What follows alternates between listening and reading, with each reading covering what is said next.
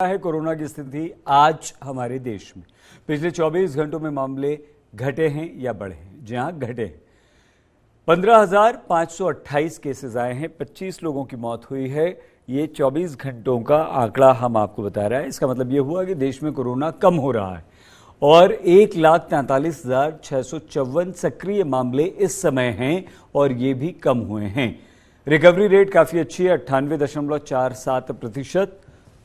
ये लगातार शुरू से बनी हुई है और बीते 24 घंटों में 16,113 लोग कोरोना से ठीक भी हुए हैं। तो 15,000 बीमार हुए, 16,000 ठीक हुए। ये हमारे लिए थोड़ी सी राहत की बात है। अब किस तरह से कोरोना लगातार परेशान कर रहा है, ये एंडेमिक कब होगा, इसकी समाप्ति की घोषणा कब होगी, क्या ये रूप बदलता रहेगा? 11 जुलाई से लेकर 18 जुलाई के आंकड़े पिछले एक हफ्ते के अगर हम देखें तो 13,615 ये 11 जुलाई को था, 20,528 सबसे ज्यादा ये 16 जुलाई को पहुंचा।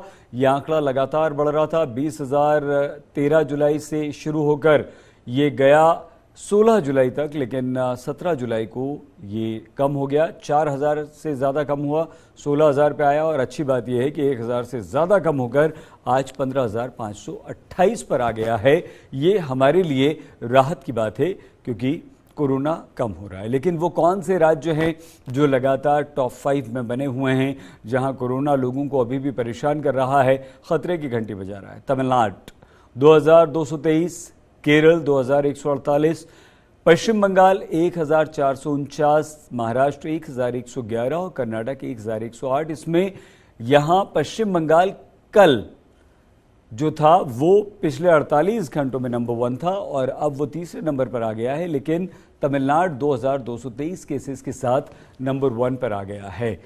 अच्छी बात यही है कि ये पांचों राज्य जो हैं यही 1,000 से ऊपर हैं, बाकी सभी 1,000 से नीचे हैं। पिछले 24 घंटों में 1,000 से कम केसेस आ रहे हैं। अभिषेक आनंद हमारे संवाददाता के पास इस वक्त हम आपको लिए चलते हैं। अभिषेक भी लगातार हेल्थ मिनिस्ट्री के वरिष्ठ अधिकारियों के साथ संपर्क में हैं और कोरोना से जुड़ा अपडेट वो लगातार आज तक को हमारे माध्यम से आप तक पहुंचा रहे हैं।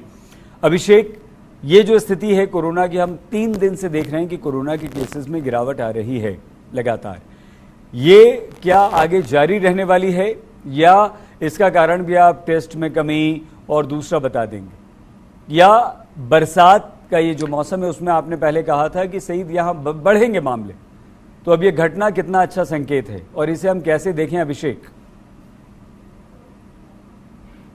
जी देखिए सईद, जो हेल्थ मिनिस्ट्री के डॉक्टर्स का मानना है वो इस बात को लेकर के थोड़े संतुष्ट हैं कि जिस तरीके से बूस्टर डोज काम कर रही है, वैक्सीनेशन जिस तरीके से लोगों का बढ़ रहा है, उससे ये केसेस घटना शुरू हो चुके हैं। दूसरी चीज ये है कि जो केसेस की इंटेंसिटी है उससे बहुत बड़ा फर्क पड़ता है केसेस के काउंटिंग में। केसेस की इंटेंसिटी एक तरह से आप समझें सही तो उसको ये कहा जाता है कि लोग कितने बीमार पड़ रहे हैं। असल में कोरोना किसी को हो रहा है तो उसका कितना असर उनके शरीर पर हो रहा है और वो अगर किसी को फैला भी देते हैं तो उसके ऊपर कितना असर हो रहा है। तो इस बार इंटेंसिटी जो है वो धीरे धीरे श्रिंक होती जा रही है। धीरे धीरे उसका जो सिम्टम्स हैं वो इतने माइल्ड होते जा रहे हैं कि बहुत ज्यादा फर्क नहीं पड़ रहा है लोगों को उनकी सेहत पर जब कोरोना हो जा रहा है। तो हॉस्पिटलाइजेशन कम हो गई है। आईसीयू के बेड्स, दिल्ली में एक वक्त ऐसा था सईद जब आईसीयू के बेड्स के लिए मारामारी थी, अब आईसीयू के बेड्स भी खाली हैं। तो इस तरह की स्थिति इसी वजह से बन रही है कि टेस्ट बहुत ज्यादा नहीं हो रहे हैं। जिस तरीके से पीक कोरोना का वक्त चल रहा था उस वक्त जो टेस्ट हो रहे थे वैसे टेस्ट नहीं हो रहे हैं, लेकिन वाकई में केसेस कम है और इंटेंसिटी भी कोरोना का जो इंपैक्ट होता है ह्यूमन बॉडी पे वो भी कम होना शुरू हो गया है। बहुत बड़ा श्रेय इसका वैक्सीनेशन को है, ऐसा डॉक्टरों का मानना है कि जो बूस्टर डोज है उसको लोग जरूर लें।